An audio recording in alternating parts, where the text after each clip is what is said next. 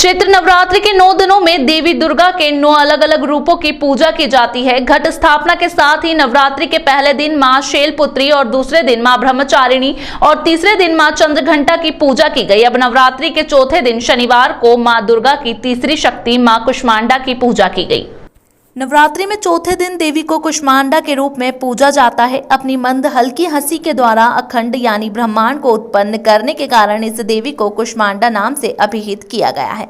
जब सृष्टि नहीं थी, चारों तरफ अंधकार ही अंधकार था, तब इस देवी ने अपने इष्ट हास्य से ब्रह्मांड की रचना की थी। इसलिए इसे सृष्टि की आदि स्वरूपा या आदि शक्ति कहा गया है। इस देवी की 8 भुजाएं हैं, इसलिए अष्टभुजा कहलाई। इनके 7 हाथों में क्रमशः कमंडल, धनुष, बाण, कमल पुष्प, अमृत पूर्ण कलश, चक्र तथा गदा है। 8वें हाथ में सभी सिद्धियां और निधियों को देने वाली जपमाला है।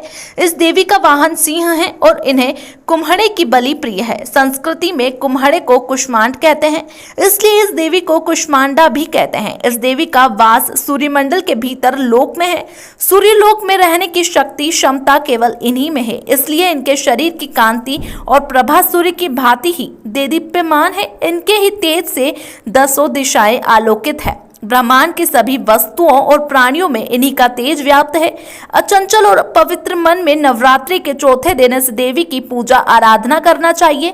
इससे भक्तों के रोगों और शोकों का नाश होता है तथा उसे आयु, यश, बल और आरोग्य प्राप्त होता है। ये देवी अत्यल्प सेवा और भक्ति से ही प्रसन्न होकर आशीर्वाद देती है। सच्चे मन से पूजा करने वाले को सुगमता से परम पद प्राप्त होता है।